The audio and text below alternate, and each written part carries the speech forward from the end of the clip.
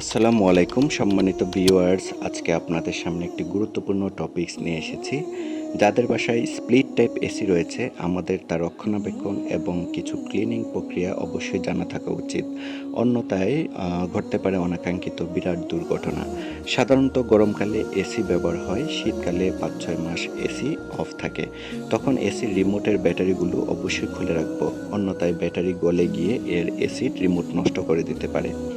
শীতকাল পরে AC on করার পূর্বে অবশ্যই এটি পরিষ্কার করতে হবে, নতুবা এসির ভিতরে যে ডাস্ট জমে থাকে সেগুলোর কারণে এসি বাতাস ইনফ্লো আউটফ্লোতে বাধাগ্রস্ত হয়ে ওভারহিটেড হতে পারে, যার দরুন বিস্ফোরণের মতো ঘটনা ঘটতে পারে বলে আমরা শুনতে পাই মাঝে মধ্যে।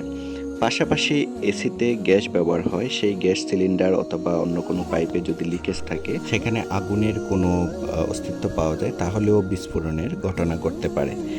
তাই নিজেই কিভাবে প্রায় সময় এসি ক্লিন করতে হয় সেটা দেখানোর ক্ষুদ্র প্রচেষ্টায় আজকে আমি আপনাদের সামনে এসেছি। সেই প্রক্রিয়াগুলো যদি একটু নিবিড়ভাবে দেখেন, তাহলে আমাদের অন্য কোনো সার্ভিসম্যান না ডেকেই আমরা ছোটোখাটো ক্লিনিং এবং রক্ষণাবেক্ষণ প্রক্রিয়াটা আমরা সেটা শিখে নিতে পারি। যদি কোনোভাবে ভুল হয় তাহলে ক্ষমাসুন্দর দৃষ্টিতে দেখবেন। মেশিনটির উপরের পার্ট খুলে ভিতরে পাওয়া যাবে একটি জালি, সেটি পানি দিয়ে ভালোভাবে ধুয়ে মুছে পরিষ্কার করব। তারপরে ভিতরে যে পাতের অংশটুকু থাকবে একটি ব্রাশ দিয়ে ভালোভাবে পরিষ্কার করে নিব, দেন পার্ট বাই পার্ট আবার লাগিয়ে দিব। ব্যাস হয়ে গেল। ধন্যবাদ, ভালো থাকুন, সুস্থ থাকুন, আল্লাহ হাফেজ। আমার জন্য দোয়া করবেন।